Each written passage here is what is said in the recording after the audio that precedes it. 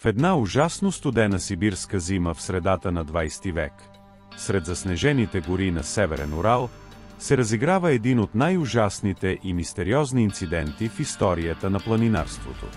Това е случай, останал неразкрит и до ден днешен, който продължава да привлича любители на загадките, които всячески се опитват да открият отговора на събитията, разиграли се в планината на мъртвите. На 27 януари 1959 година, 10 младежи, наскоро дипломирани инженери, се отправят на преход към връх Ортен в планината Урал. Въпреки че той не е от най-високите или стръмни върхове, по това време на годината и предвид температурите от -30 градуса, маршрутът до там влиза в категория 3 с повишена трудност. Всичките членове на групата обаче са опитни скиори с опит в многодневните експедиции и преминаването на дълги разстояния през пресечени терени. Целият състав на експедицията е Игор Дятлов, Зинаида Колмогорова, Людмила Дубинина, Александър Кулватов, Рустен Слободин, Юрий Кривонищенко, Юрий Дорошенко, Николай Тибобриньол, Александър Золотарев и Юрий Юдин. Последният от тях се разболява още на първия ден от начинанието и се налага да се върне обратно. Това всъщност се оказва щастливият жребий на съдбата за него. Той се завръща жив и здрав, но никога повече не вижда приятелите си. Останалите 9 души от групата поемат към върха и достигат подножието му на 1 февруари.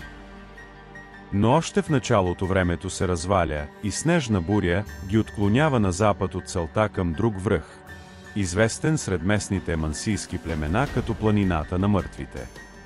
Групата скиори замръкват там и се виждат принудени да установят лагера си на това място. Около 12 февруари се очаква лидера на групата Дятлов да съобщи с телеграма за успешния финал на експедицията, но такава не пристига. Така на 20 февруари, повече от седмица след очакваното завръщане на групата, започва издирване с участието на военните и милицията, включително с самолети и хеликоптери.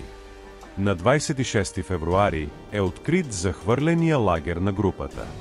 Палатката е разкъсана отвътре навън, а следите от стъпки водят към близката гора. На около 500 метра навътре в гората, до висок бор, са открити останки от огън и 2 от телата на Юрий Кривонищенко и Юрий Дорошенко. Двамата са боси и само по бельо. Клоните на бора са изпочупени на височина до почти 5 метра, а тестовете установяват, че кожа по кората на едно от дърветата е на двамата скиори. На територията между лагера и мястото, където са открити първите 2 тела, са намерени телата на Игор Дятлов, който лежал по гръб и с ръце в позиция сякаш се пази от нещо. Там е открито и тялото на Колмогорова, в преспа кървав сняг, и тялото на Слободин, което било с травма на главата, за която лекарите обаче твърдят, че не е смъртоносна. Официалната причина за смъртта му е констатирана като измръзване. Останалите 4 от групата се издирват повече от 2 месеца.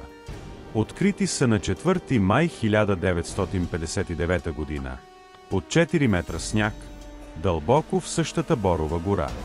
За разлика от другите, по телата на някой от тях има множество наранявания. Николай Тибобриньол също има травми на черепа, при това много жестоки. Гръдният кош на Золотарев и Дубинина са смазани, което е причина за масивни вътрешни наранявания. Езикът на момичето е откъснат и с основа, а физически наранявания по тялото на Кулватов не са открити. Причината за смъртта му е констатирана като следствие от измръзване.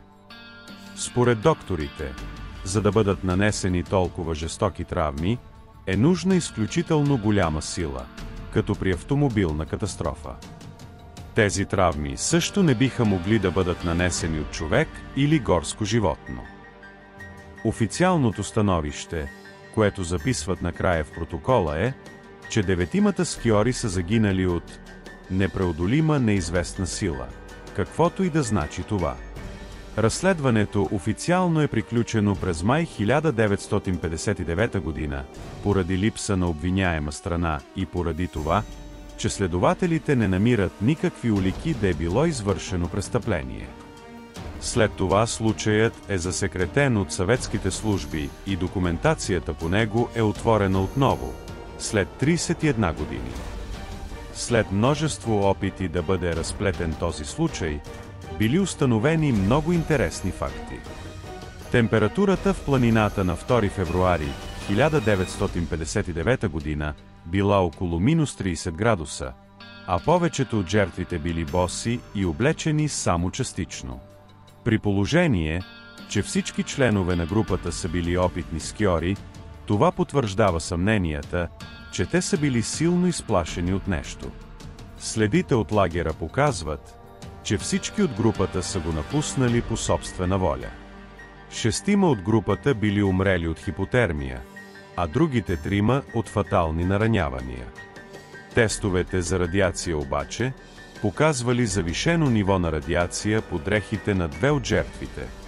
Някои от членовете на групата пък били облечени с дрехи на други от тях, а не били със своите. При погребенията близките им забелязали, че кожата им е придобила странен оттенък, а косите им са изгубили естествената си пигментация и били сивкаво-бели. Има интересни теории за инцидента. Официалната версия от 2019 година твърди, че лавина е създала паника, но много изследователи не са убедени. Според някои изследователи пък, групата може да е станала жертва на тайни съветски оръжия. Други вярват, че специфични ветрове в планината могат да предизвикат халюцинации и паника. Според други, групата се е сблъскала с нещо паранормално. Мистерията остава неразкрита и до днес.